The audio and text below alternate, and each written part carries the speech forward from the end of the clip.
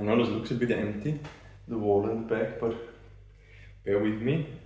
This will look a bit neater, a little bit more filled with either paintings. I'm not sure if we're going to put paintings there. Something definitely. So this is the living room, just a little update on what we've been up to lately. So we moved places. We were actually in a 30 square meter apartment. Just a few weeks ago, we started to move, and now we're almost done, I would say.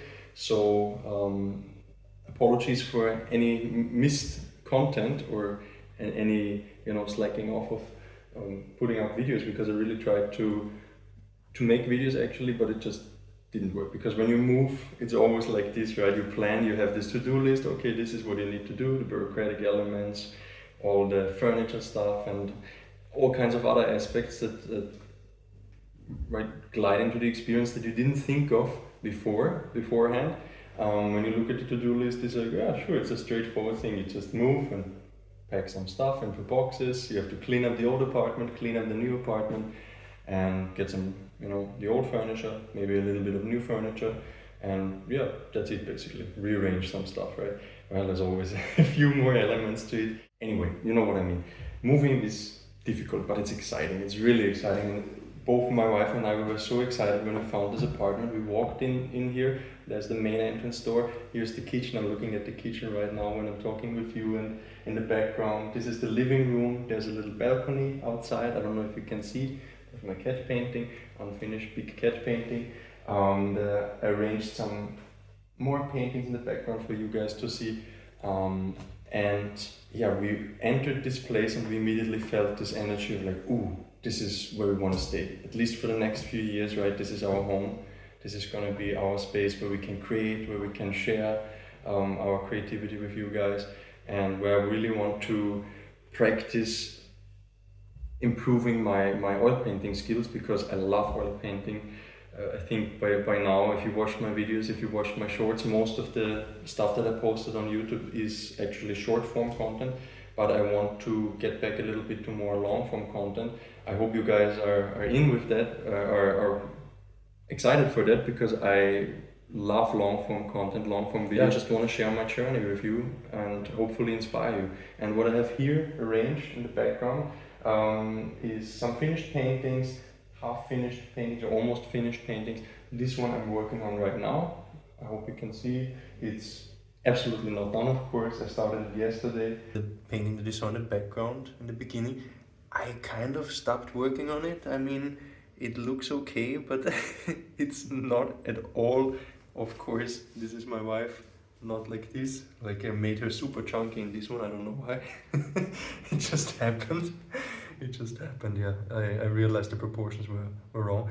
This one, actually one of my favorites. I did this, I think, in 2.5 hours, maybe a little bit more than 2.5 hours, but very quick brush strokes, big angular brush, a lot of fun, really a lot of fun. Another one that's not done yet, and this one, just a little study, right? You could say, and I have 3 portrait studies in front of me also that I created during the last few weeks, what I was able to manage to fit into the schedule, to fit into the time frame of moving and everything else. This one right down there in the bottom left corner from your view is another portrait painting of my wife. All of these actually are of my wife, right? And this is a close-up of her. This is one where we were in the Rose Park, close to our old apartment. Beautiful surroundings. Surroundings here also very beautiful.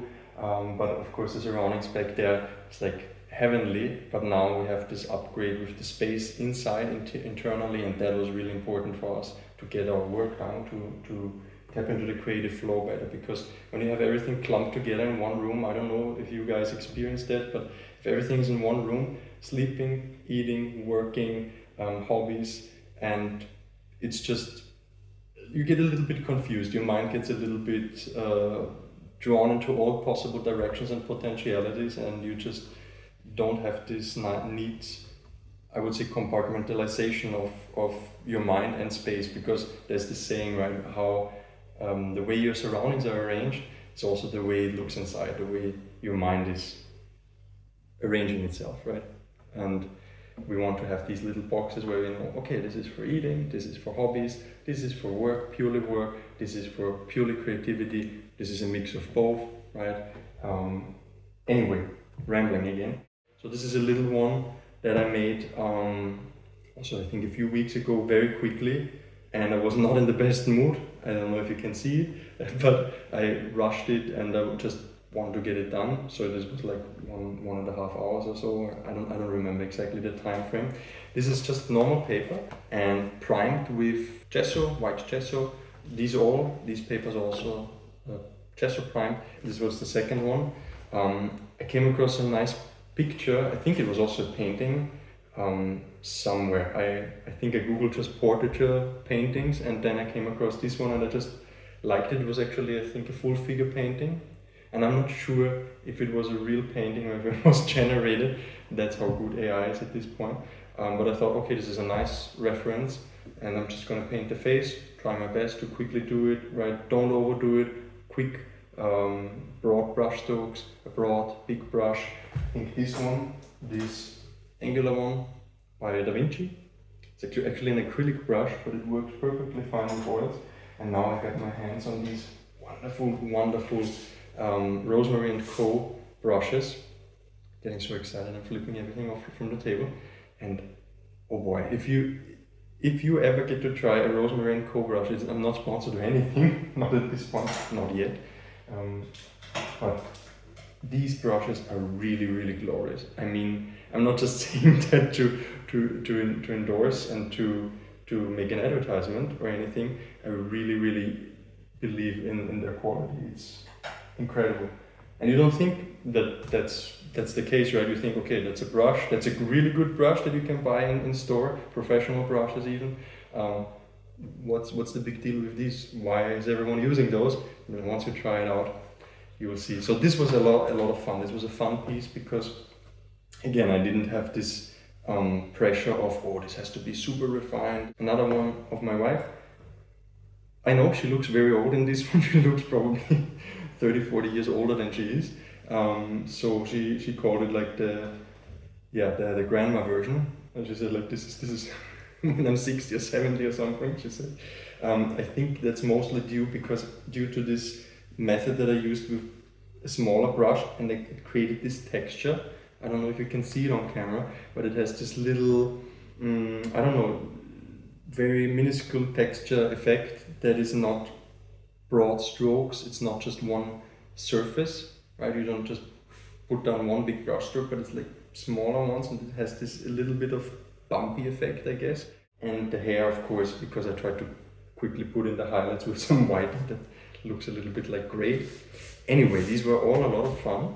This frustrated me a little bit. This one was a lot of fun. This was the least pressure one. The biggest improvement I see is patience, but I still have to remind myself, like, be patient, slow down. You don't need to stress, you don't need to hurry through the process.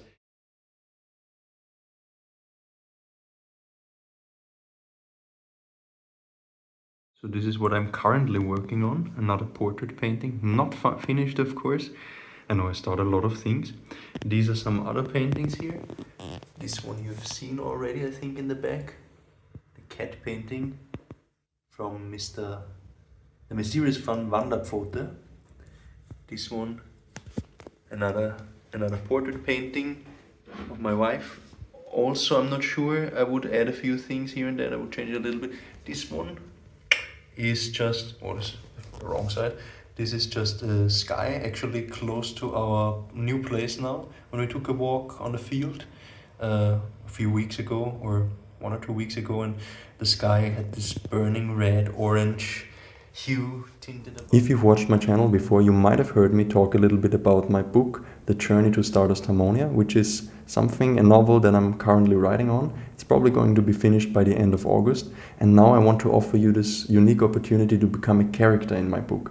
So how do you do that? You simply go to my website, very old school, I know, michaelcerny.com, and you subscribe to my free email list. So with your name, of course, with your email address, there is no charges. Obviously, it's free. You will get a freebie also sent to your inbox, And then, if you're within the first 100 subscribers, you will be part of Hinata's Adventurous Odyssey. So Hinata is the main character, and she's traveling through all kinds of unique places, and she's encountering all kinds of unique characters and creatures, and there is magic spells in the book, and there is unique crystal energized gadgets and crystal technology and beautiful nature and a deep story with meaning. I want to bring as much meaning and as much depth into the message and the story of the book as possible, and I hope to inspire many people with it. Hopefully you will be one of them, and I would love for you to become part of the Odyssey, become part of the journey with Hinata, with the cats that she's meeting, with all the other creatures that she's encountering, and all the unique places she's traveling through. So if you want to be part of this beautiful adventure, make sure to subscribe to my email list before the 8th of August,